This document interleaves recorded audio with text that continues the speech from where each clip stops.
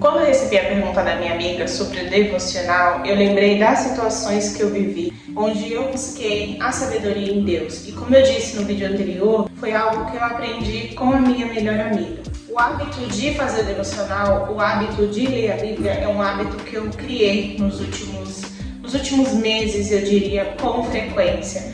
Às vezes eu lia, mas não era uma rotina frequente, não era algo que eu fazia sempre. E por que eu resolvi fazer isso? Porque eu lembrei que quando eu me separei, lá em 2015, foi buscando a sabedoria em Deus que eu tive a resposta.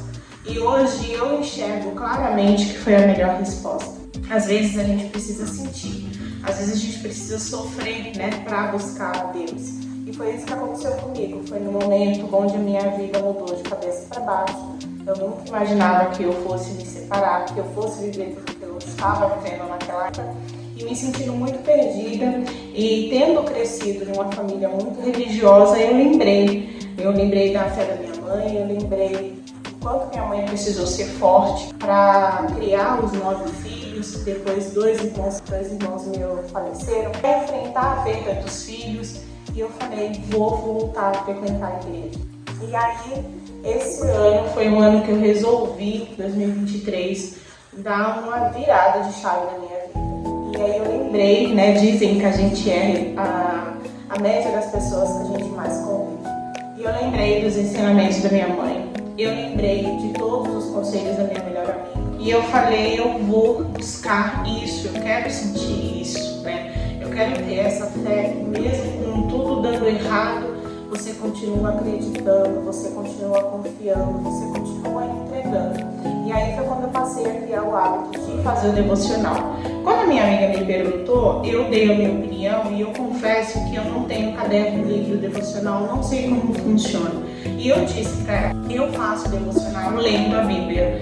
E desde criança, gente, eu lembro que eu vi a minha mãe assim, lendo a Bíblia. E a minha mãe, ela me ensinou a fazer dessa forma. E é assim que eu faço no meu devocional. Eu pego a minha Bíblia, eu falo com Deus e eu peço uma resposta e abro a Bíblia. Às vezes eu não consigo interpretar. E aí entra outra coisa que eu acho interessante falar. No começo, quando eu comecei a ler, que eu não conseguia interpretar, eu lembro que eu entrei em contato com a minha amiga e eu pedia que ela interpretasse. E que ela virou e falou assim pra mim, a forma que o Espírito Santo vai falar comigo não é a mesma forma que ele vai falar com você. Eu posso falar o que diz essa passagem, mas peça o direcionamento e o entendimento do Espírito Santo que você vai ter. Continue com o hábito da leitura, que aos poucos você vai se sentir mais íntima. E como eu disse no vídeo anterior, tudo depende do acesso. Como uma amizade, ela não é construída de um dia para a noite. Você não confia em uma pessoa assim que você conhece ela.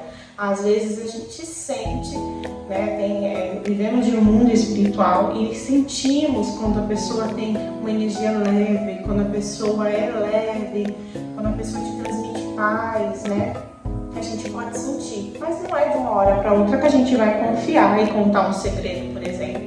É assim também a nossa intimidade com Deus. E aí eu fui entregando, eu fui pedindo. E muitas vezes eu abria a Bíblia e eu falava assim, eu não entendi nada. Por favor, fala comigo, eu não entendi nada. Eu abria de novo. E conforme o tempo foi passando, a prática foi se tornando mais frequente. Aquele entendimento ele passou a ser cada vez mais fácil para mim. Eu não tenho o caderno livro devocional, como eu falei, e não acho errado quem tem. Eu acho que tudo que faz com que a gente se aproxime de Deus, tenha essa intimidade, tudo que permite que a gente dê acesso para que Deus cuide da nossa vida e nos dê a sabedoria, é válido, tá? Mas como eu disse, foi dessa forma que eu aprendi com a minha mãe, que o nosso devocional, a nossa conversa com Deus tem que ser constante, tem que ser diária e tem que ser com a Bíblia. Então eu faço com a minha Bíblia. Eu lembro que as maiores decisões da minha mãe também, acho que todas as decisões da minha mãe, ela sempre busca o que Deus quer através da Bíblia.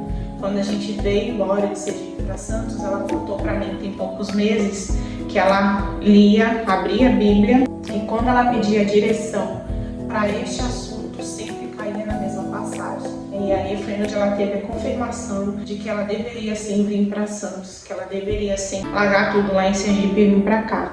Quando foi para ela comprar a casa, eu lembro que eu e meus irmãos tinham ansiedade que minha mãe comprasse logo a casa. E a gente queria que minha mãe pegasse a primeira oportunidade que desse para ela comprar. Minha mãe sempre muito paciente, pedindo calma e tudo era no tempo de Deus, tudo é a vontade de Deus, sempre assim. Até que minha mãe pôde comprar um terreno, na verdade.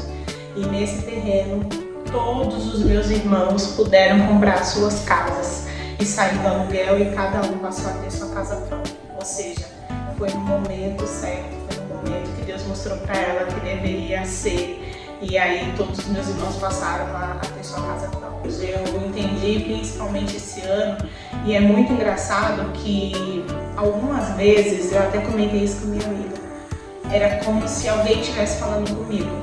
E eu falei, amiga, como assim? Às vezes eu lavando a louça e eu faço isso.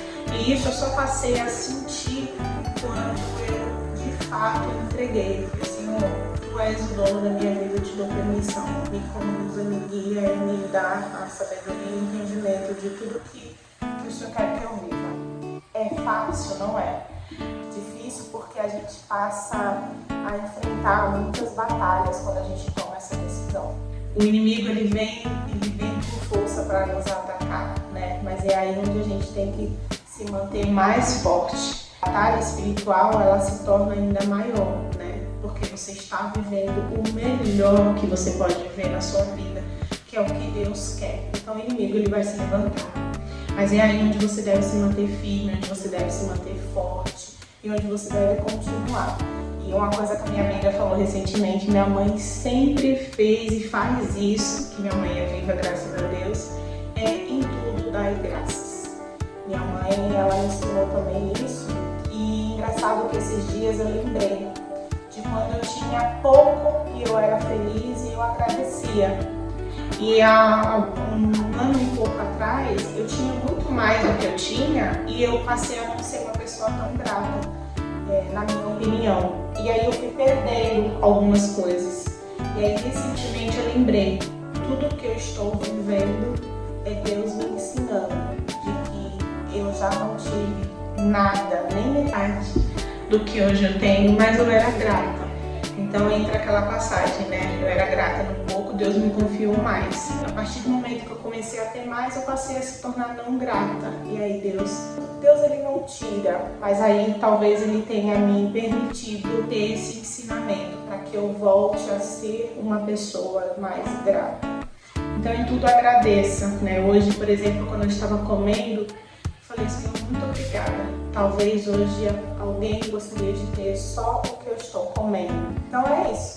Continuando o vídeo anterior, para quem não assistiu, assiste lá. Se você gostar, curte, compartilha.